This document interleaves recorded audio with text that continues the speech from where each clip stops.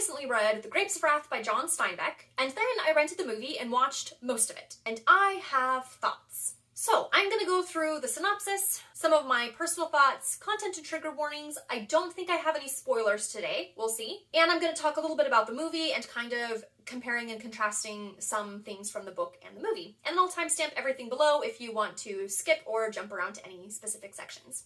The Grapes of Wrath by John Steinbeck is set in the United States in the 1930s during the Dust Bowl and the Great Depression. We find out at the beginning that Tom Joad was just recently released from prison and he is on his way back to his family farm in Oklahoma. When he gets there, he finds his family packing up because they are leaving the family farm and on their way to California. As it turns out, they are being forced off of their land, but they've been given handbills advertising lots of work in California picking fruit. So the next morning, the whole Joad family, including Tom, load up the family vehicle and they start their drive to California alongside thousands of other people also on their way to California, all looking for work. This family encounters many difficulties and setbacks, and the book constantly highlights many themes, primarily power, justice, family, and the juxtaposition of despair and hope. So this was my second novel that I read by John Steinbeck. I read Of Mice and Men, I think 2 years ago maybe. And after this one, I think I can say with a fair amount of confidence that John Steinbeck is not for me. I actually finished reading this book several weeks ago now, and I've spent a lot of time just kind of sitting with it and thinking about the themes and different aspects of the book, and really just trying to ascertain my thoughts because they're kind of all over the place. First, for the positives. This book brings up a lot of powerful themes and discussion points. Throughout the book, Steinbeck really digs into things like prejudice and classism. Through the Joad family, the reader gets a small glimpse of what it was like for the thousands of people going from Oklahoma, Texas, surrounding states, but in this book, primarily Oklahoma, and traveling west through to California, and all of the things that they faced. The harassment, the bullying, the prejudice, the stereotypes, all of these things that they faced in many different ways as they traveled. It brought up a lot of great points about things like banks, fair wages, supply and demand, the treatment of other people, and the ways that so often people, all of us have a tendency to try to rationalize things that are important to us, and really pointing out how we all are responsible for taking stock of our own beliefs and how the things that we believe impact others. The book highlights so well, most of the time in negative ways. Well, I'll take that back. I feel like it highlights well positive and negative sides of this. But particularly on the negative side, there were so many instances in the story where people would make decisions and they would have their logical reasons, their whys for why they made these decisions. And yet they were not able to assess or care about the fact that their decisions were really harming other people. I thought it quite interesting that so many of the themes from the book from the 1930s are still so applicable to things that are happening now and in today's world as we're having conversations about immigration and fair wages. Not to mention the similarities that I found between what the banks in the book were doing to the farmers and what white settlers did to Native Americans, all on the same land in question. I love the way that Steinbeck portrayed family. The main characters, I would say primarily Ma and Pa and Tom Joad, they were definitely trying to protect, save themselves, but they were also 100% doing everything for their family. They were faced with impossible situations and impossible decisions and a terrifying unknown future, but they continually did whatever it took to save and protect and provide for their family. I especially loved Ma, her strength and the way that she held her family together. You can see the weight of adversity and trauma on her, and she just keeps going. She just keeps doing the next thing that needs to be done. And then on the flip side, Steinbeck had characters that responded to the exact same situations in much different ways. People who were turning to drinking or escaping. And it really just highlights the humanity of people and how people in these impossible situations are all trying to do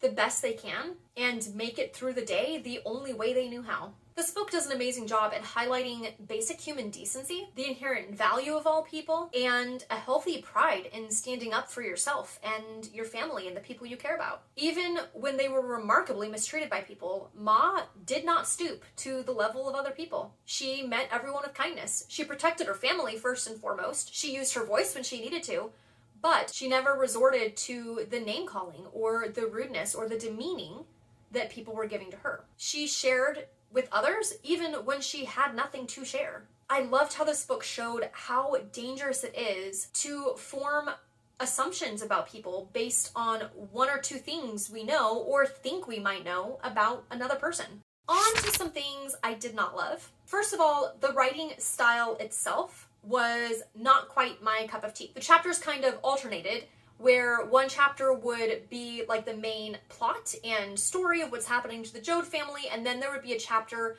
with a very different kind of writing style that would tell aspects of the story that affected the story, but it wasn't particularly about the Jodes. So for example, there was a chapter about the car dealerships who were selling cars to all of these people trying to come through to buy cars to go to California.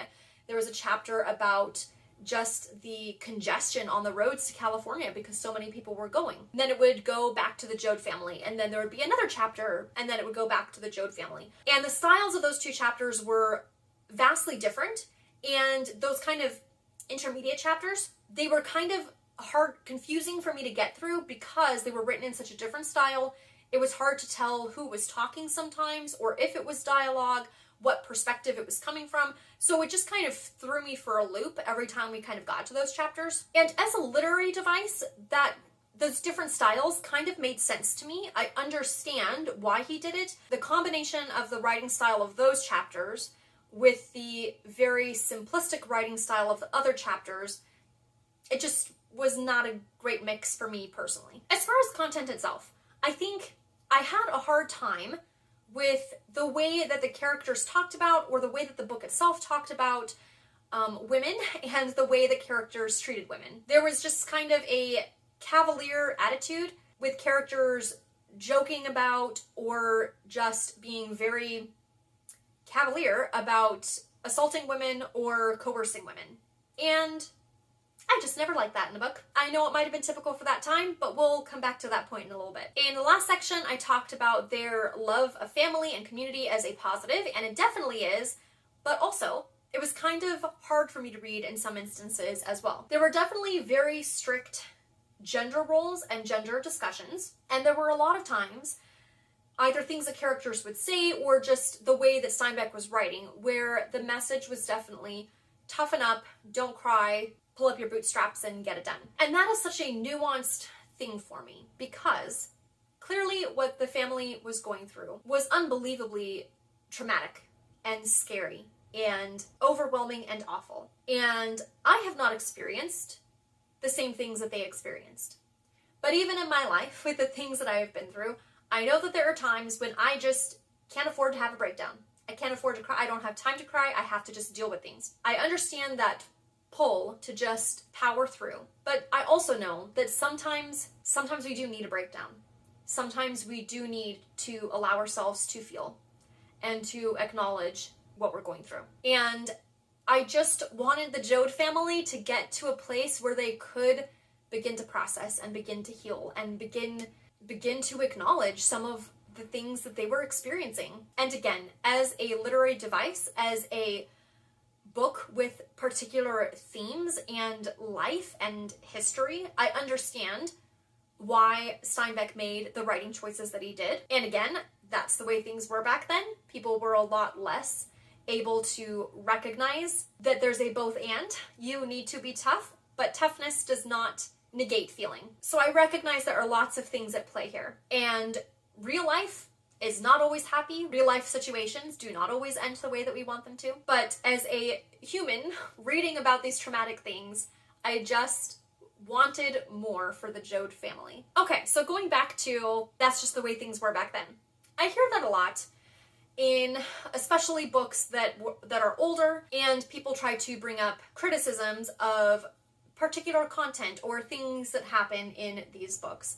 And a lot of times people will say, well, it was different times back then. Things were just different back then. And absolutely, I can recognize that life in the 1930s looked very different than life here in 2024. And I can't apply 2024 culture onto 1930s culture. However, even if I can't apply all of 2024 lens, I can apply my humanity lens and recognize that just because things were more common back then does not make them okay. I can still recognize that racism, classism, misogyny, and poor relationships to emotions were harmful then as well as now.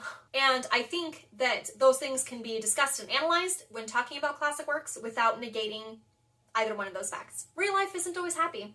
And obviously that's one of the things that Steinbeck is well known for. He writes realism. He writes realistic stories and glimpses of real life. And I think that that's why his writing has stood the test of time and why his writing resonates with so many people. But I also think it's okay if his writing does not resonate with you. I think a lot of times there is this sense of if you don't get Steinbeck, then you are not as serious of a reader, or you don't understand the seriousness and darkness of life. Real life sucks. And sometimes I don't also need to read about fictional life sucking. And that's okay. Sometimes people need a break from the suck. And sometimes people need to read about the suck and read about different perspectives and experiences about real things that happened and how these fictional people grappled with the suck. So, overall, I gave this book 2 bookmarks. I really debated what to give it. On the one hand, there were so many things that I really appreciated about the book, and it really made me think. There were so many great perspectives to consider. On the other hand, I didn't care for his writing, and there were also a lot of perspectives that were difficult for me to get through. So, it's a soft 2 bookmarks because it's a book that is still making me think, and maybe that rating will be bumped up, but for now, it is a 2 bookmark book for me. Plus, when I read a bit more about Steinbeck's personal life, a lot of the ways that he wrote about women kind of started to make a little more sense. So, for all of those reasons, I think that at this point, I would rather read about this time period in history and learn about the history and learn about these valid and valuable perspectives from other sources. So, the movie of The Grapes of Wrath came out in 1940, a year after the book was published. It stars Henry Fonda as Tom Joad. I remember watching this movie when I was pretty young, I think after we had studied the Dust Bowl in school, and for some reason I just remember that period of history with the Dust Bowl and the Great Depression really grabbing me and making me very curious about learning more about that time period. So I rented the movie to watch it again, and unfortunately I was not able to finish it before the playback expired, but I made it about 3/4 of the way. I was really impressed overall with how the movie captured all of the pieces and all of the themes of the book and put it into a movie format on the screen. Especially those chapters that were kind of the in-between chapters of the plot points of the book. They did a great job in the movie of putting together like montage scenes or other ways of capturing those important parts of the story in the movie. I do have to say, in the movie there are a lot of very intense wide-eyed staring. And obviously, filming in the 1940s is quite different from filming now, but there's a lot of very intense, wide-eyed staring very close up to the faces in this movie. And I found that rather humorous. It was also very interesting watching the movie and seeing the way that the director and actors interpreted the scenes and dialogue from the book. There were some parts where when I had read the book, I read it as more of like a quiet strength moment, and the movie interpreted it as more of a aggressive confrontation moment. And that was very interesting to me. First of all, just the reminder that different people can read and see in their minds different things as they read. And it was also interesting thinking about how a more, aggressive take on the scene would impact my understanding of the story and of the scene, and maybe I misinterpreted it. It was just a very interesting perspective. I also found the historical timelines very interesting. I grew up in Southern California, and I recognized a lot of the names of the places that the Joad family was traveling to. I never considered this aspect of history in my corner of the world and how the area that I grew up in was impacted by this. So I spent a chunk of time just kind of reading some more of the history and trying to find out more of the historical side. It was very interesting because these events happened roughly 55-ish years before I was born, which in the grand scheme of things is not that long. You know, when I was a kid, this felt like ancient history and so far removed.